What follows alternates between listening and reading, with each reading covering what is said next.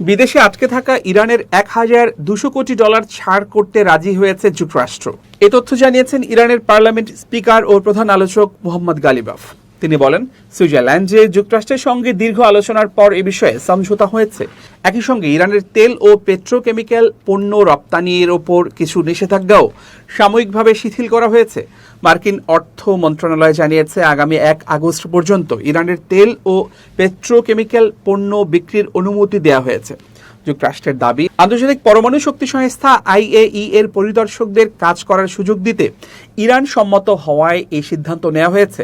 প্রায় 18 ঘন্টার টানা আলোচনার পর দুই দেশ এ অগ্রগতিতে পৌঁছায়। আলোচনায় কাতার ও পাকিস্তান মধ্যস্থতাকারীর ভূমিকা পালন করে। এদিকে মার্কিন প্রেসিডেন্ট ডোনাল্ড ট্রাম্প বলেছেন, ছাড় করা অর্থ যুক্তরাষ্ট্রের কৃষি পণ্য কেনার কাজে ব্যবহার করা হবে। তবে এই বক্তব্য প্রত্যাখ্যান করেছে ইরানের কেন্দ্রীয় ব্যাংক। ব্যাংকটির পক্ষ থেকে বলা হয়েছে, ইরানকে যুক্তরাষ্ট্র থেকে কৃষিপণ্য কিনতে বাধ্য করা যাবে না। এই অর্থ কিভাবে ব্যয় হবে সেই সিদ্ধান্ত ইরান নিজেই নেবে।